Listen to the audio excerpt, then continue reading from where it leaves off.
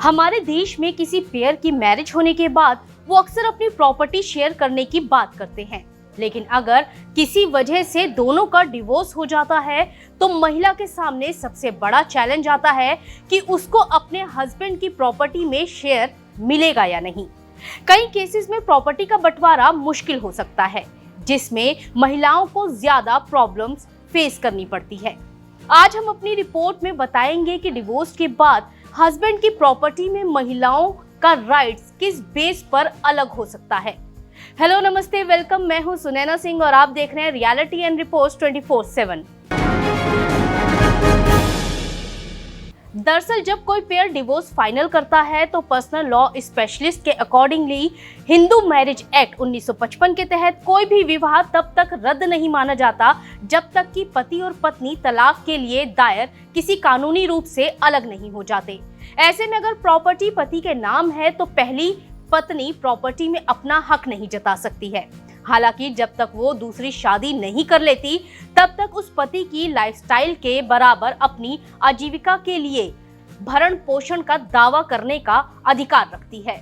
एक बार जब पति दूसरी मैरिज कर लेता है तो दूसरी पत्नी को पति की प्रॉपर्टी में हिस्सेदारी का अधिकार मिल जाता है। वहीं पहली पत्नी प्रॉपर्टी में हिस्सेदारी का दावा करने का हक खो देती है। हालांकि पहली पत्नी के बच्चे अभी भी अपने पिता की प्रॉपर्टी में हिस्सा पाने के हकदार हैं। इसके अलावा अगर हस्बैंड अपनी वाइफ से अलग रह रहा है लेकिन दोनों ने डिवोर्स नहीं लिया है तो वाइफ और उसके बच्चों को अपने फादर की प्रॉपर्टी में अपने हिस्से का दावा करने का अधिकार है। अगर पति की दूसरी मैरिज से बच्चे हैं तो लॉ वाइफ और उसके बच्चों को प्रायोरिटी देता है। वहीं अगर तलाक से पहले हस्बैंड वाइफ ने जॉइंटली एक प्रॉपर्टी खरीदी है तो तलाक की मंजूरी मिलने तक पत्नी प्रॉपर्टी में रहने का अधिकार रखती है। अगर वो प्रॉपर्टी की को ऑनर है तो पति उसे घर छोड़ने के लिए नहीं कह सकता। पत्नी तलाक से पहले या बाद में पति से अपने हिस्से का समझौता करने के लिए कह सकती है और पति अपने हिस्से का पेमेंट करने के लिए रिस्पॉन्सिबल है। लेकिन वहीं अगर हस्बैंड अपनी वाइफ को छोड़ देता है तो महिला को अपनी हर सामान पर कब्जा लेने का राइट है।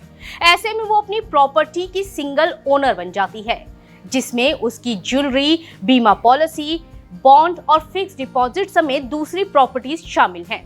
महिला के डिवोर्स के बाद गवर्नमेंट की तरफ से भी उसे कई फैसिलिटी दी जाती हैं, जैसे प्रॉपर्टी पर लगने वाली स्टैम्प ड्यूटी, प्रॉपर्टी लेन देन पर लगाए जाने वाले टैक्स में डिस्काउंट मिलता है। हालांकि ये डिस्काउंट तब मिलता है जब प्रॉपर्टी का बंटवारा डिवोर्स से रिलेटेड लीगल एग्रीमेंट या कोर्ट के डिसीजन का पार्ट होता है। इसका मतलब है कि जब कोई प्रॉपर्टी लीगली या डिवोर्स एग्रीमेंट के तहत जॉइंट से सिंगल ओनरशिप में ट्रांसफर हो जाती है तो इस लेन देन को स्टाम्प ड्यूटी, लैंड टैक्स से छूट दी जा सकती है। हाँ, अगर महिला के हस्बैंड की कोई पैतृक प्रॉपर्टी है तो उस प्रॉपर्टी में तलाकशुदा महिला को कोई हिस्सा नहीं मिल सकता। पैतृक प्रॉपर्टी में हिस्सा पाने का कानूनी अधिकार उत्तराधिकारी को ही होता है। अभी तक जो बात हमने आपको बताई है उससे आप समझ ही गए होंगे कि डिवोर्स्ड महिला को प्रॉपर्टी किन कंडीशंस में मिल सकती है। लेकिन यहाँ एक सवाल ये भी आता है कि क्या तलाक के बाद महिला को उसके पति के प्रॉपर्टी में से 50% प्रॉपर्टी मिल सकती है? तो आपको बता दें कि ऐसा सभी मामलों में नहीं है, क्योंकि अगर कोई प्रॉपर्टी सेल्फ एक्वायर्ड है और सिर्फ हस्बैंड ने खरीदी है तो वाइफ उस प्रॉपर्टी की 50% ओनरशिप का दावा नहीं कर सकती। ओवरऑल कहा जाए तो डिवोर्स के बाद किसी महिला की फाइनेंशियल स्टेबिलिटी पक्का करने के लिए उसे सही ट्रीटमेंट और प्रॉपर्टी के राइट्स की जानकारी बेहद जरूरी है। उम्मीद है आपको हमारी ये जानकारी अच्छी लगी होगी, जिसे आप कमेंट सेक्शन में बता सकते हैं। साथ ही हमारी इस वीडियो को लाइक और शेयर जरूर करें। अगर अभी तक आपने हमारा चैनल सब्सक्राइब नहीं किया है तो जल्दी से इसे सब्सक्राइब कर ले ताकि हमारे चैनल का कोई भी अपडेट आपसे मिस ना होने पाए। Till then, take care.